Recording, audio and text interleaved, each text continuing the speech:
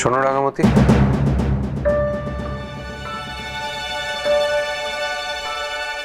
বাড়ির সবার সামনে আমি তোমায় ডিফেন্ড করলাম ঠিকই, কিন্তু ওই গুন্ডাটা যে আক্রোশ নিয়ে কথা বলছিল তাতে যে কোনো রকমের ক্ষতি হতে পারে। তাতে অবশ্য অবাক হওয়ার কিছু নেই, কারণ এরকম ধরনের পুলিশের কাজকর্মে নানান ধরনের রিস্ক ইনভলভ থাকে। আশা করি তুমি সেটা বুঝতে পারছো। দেখো রাঙামতি, সবটাই কিন্তু তোমার উপর।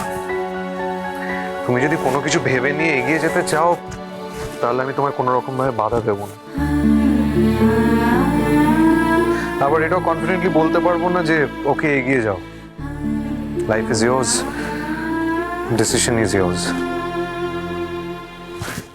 আর এরকম ধরনের কাজ করতে গিয়ে যদি তুমি কোনো রকম ভাবে বিপদে পড়ো তাহলে তোমাকেই কিন্তু ভেবে বার করতে হবে যে কি করে তুমি এর থেকে বেরোবে।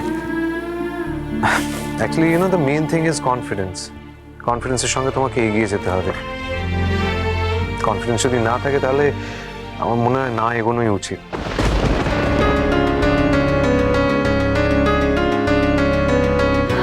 আমার লেগে পরিবারের কারোর কোনো ক্ষতি হোক সেটা আমি কখনোই চাইনি রে অরুণবাবু, কখনো চাইনি। আমি চেষ্টাটা করব যাতে পরিবারের কারোর কোনো ক্ষতিটা না হয়। আর তারপরেও যদি কেউ এই পরিবারের উপর আঘাত আনবার চেষ্টা করে তবে আমি আমার তীর ধনুক নিয়ে পরিবারের সামনে ঢাল হয়ে দাঁড়াইব।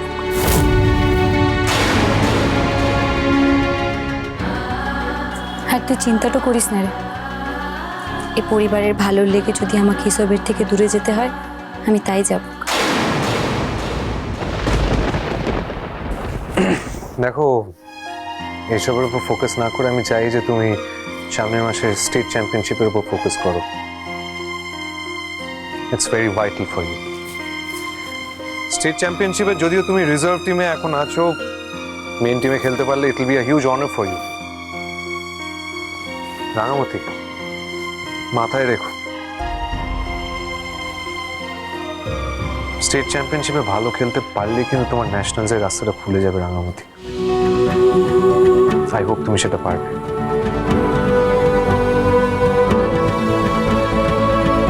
আসছি।